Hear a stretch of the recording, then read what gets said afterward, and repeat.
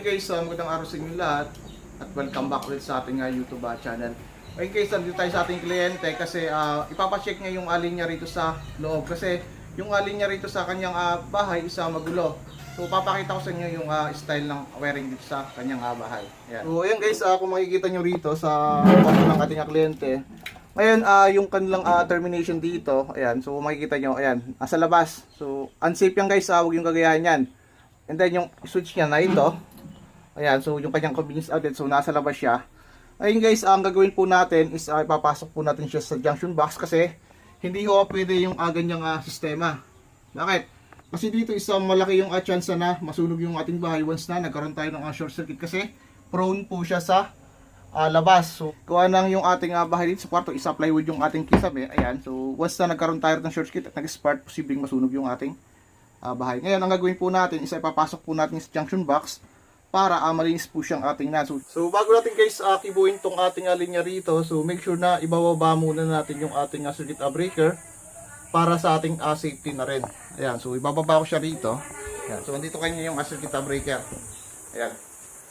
So sa ilaw, ito. Ayan. Ayan. So nasa loob ng ating junction box. So ayan. So ito guys, ayan. Gaglayan mo siya markings dito. Ayan. And then paparinahin natin. Ayan.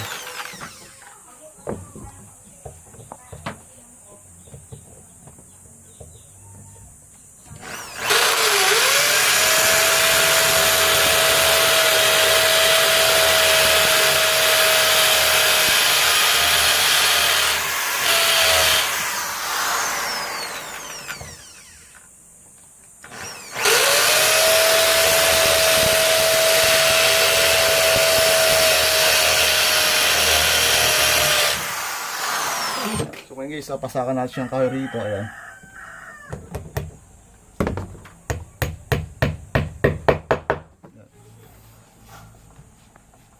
So huwag yung gagayahin to guys, napaka tawag to, unsafe kasi nasa labas yung ating splicing o yung ating termination ng ating mga linya. So hindi yan po pwede, so unsafe po yan.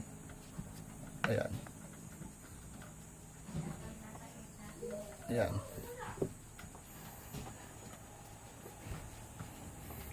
So ipapasok sa junction box para maging safe yung ating linya.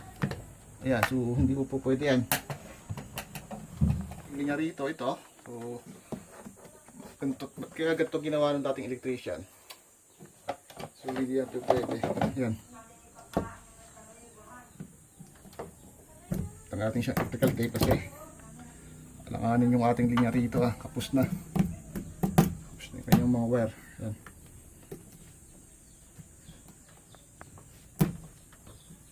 So ito yung sa ating convenience outlet, ayan. So ayusin na lang natin din niya. Ito guys. Ayan.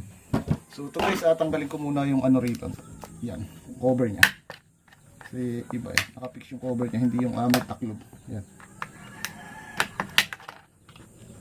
Ayan, so pangit yung ating niya. Ayusin na lang natin.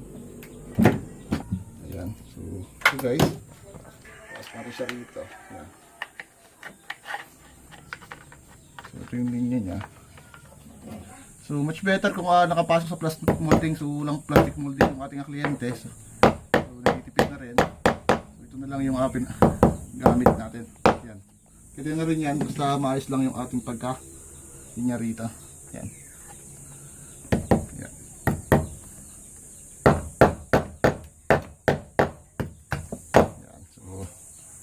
Ayan guys, okay na yan.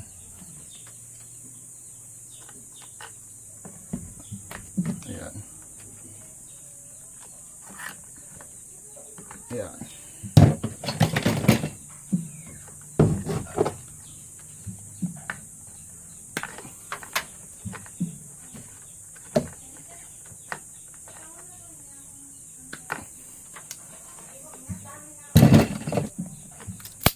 So ano natin, strip na natin yung ating linya rito.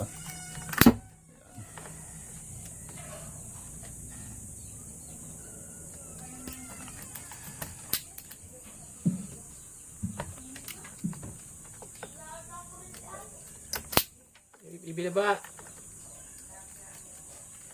Ayan. Ayan, so hindi kayo malilito guys kasi itim sa itim lang to, puti sa puti. Ayan. So ganyan lang po. So ayusin lang natin yung ating linyang pangit kasi. Ayan. Dito, so ipigtil nyo para hindi lose contact yung ating linya. Ayan. Ito naman yung ating neutral. Ayan. So ayan guys.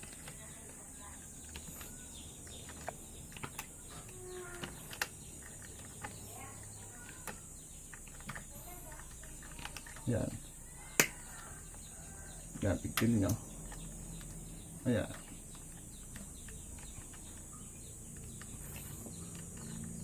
Ayan. Yung siyang electrical tape. Ayan.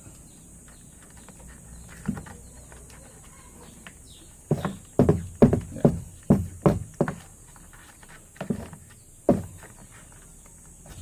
Ayan, ayan. So okay na guys, yung para sa ating outlet. Ngayon, titirahin naman natin yung para sa ating ilaw. Ito. So ayan. Layo, alanganin na naman sa labas. Napahirapan tayo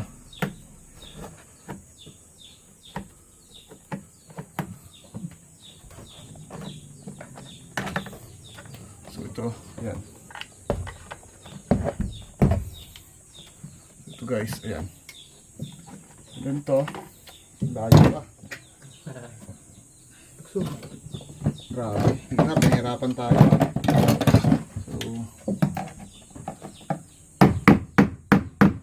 kayo maglilinya ng ganito sa labas ang termination. So, napakadelikado nito. So, ito yung aking sisimulan minsan ng sunog natin sa bahay. Mga ganitong linya. So hindi mo lang inayos. Ayan. Ayan. So ito guys.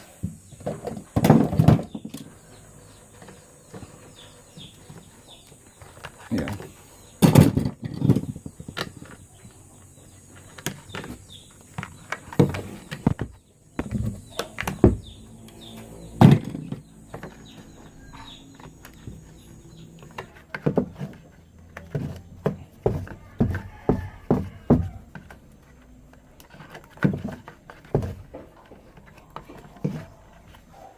So yun guys, alagyan natin siya ng arc lamp para maayos tingnan. Ano yun? Yan.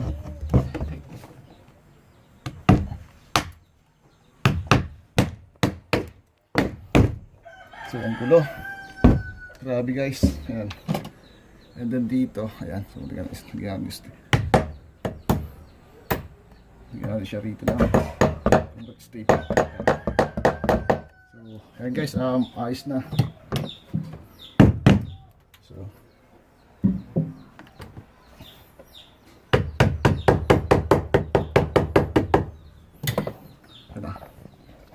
So ayun guys, inayos na natin yung ating linya rito. So kung makikita nyo naman, kanina dito siya nag-splicing sa labas. So yun guys yung mga pinagsimulan sunog kasi yung ating mga linya rito is nasa labas. Once na nagkaroon tayo ng short circuit dyan at kahoy pa yung ating bahay, so mabilis na susunog yung ating bahay. So ayun guys, okay na po. So inayos na natin. Ayan, so pinasok natin yung ating termination dito sa loob natin yung junction box. So yung linya natin yan. So yung ating convenience outlet kanina, ito. Ayan, so inayos na natin siya. Ayan. And then ngayon atakloban na natin siya. Ayan.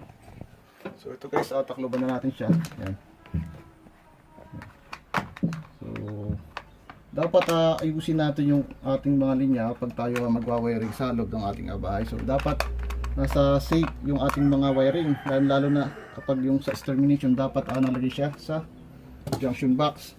So yung ginawa ng ating electrician dito, kung ba kung electrician ba talaga yon, kasi hindi mo na siya naglagay ng junction box para sa termination ng ating outlet tsaka ng ating mga ilaw. So huwag yung gagayahin guys yung gantong estilo, yung hindi kayo maglalagay ng junction box kasi malaking chance na masunog yung ating bahay, lalo na itong kahoy. So unsafe yan. So pag dito sa ating box, so magiging safe na yan. Ayan.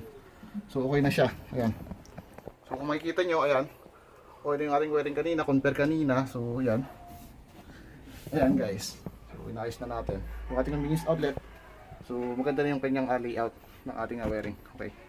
So yun lang guys, so inayos lang po natin yung ating linya dito sa ating kwarto kasi napaka-unsafe po yung wiring dito. Gawa ng ginawa ng dating electrician is hindi po siya naggumamit ng junction box, which is ang ginawa po niya yung kanyang mga termination or mga spacing is nasa labas. So anong nangyari is prone po siya. And guys, pwedeng ang mangyari din sa bahay isa masunog once na nagkaroon tayo ng short circuit. So huwag yung kagayahin yung ganong estilo. So kapag kayo mag-spacing or mag-terminate sa ating bahay, lalo na sa mga convenience outlet, tsaka yung mga saksakan. Palagi yan guys, nakalagay sa ating mga junction box para safe yung ating bahay palagi. And then dapat yung ating magawa is palaging pulido. Okay, so yun lang guys, hanggang dito lang, sana may naintindihan kayo. So sa mga di pa pala sa akin, subscribe sana guys, supportahan yung channel ko. Click notification bell para lang ipipin sa aking bagong video. Sa mga gustong pa-shoutout, gawin nyo lang is comment lang yung pangalan nyo and address para sa vlog is ma-shoutout ko kayo. Hanggang dito na lang and see you in my next vlog. Thank you.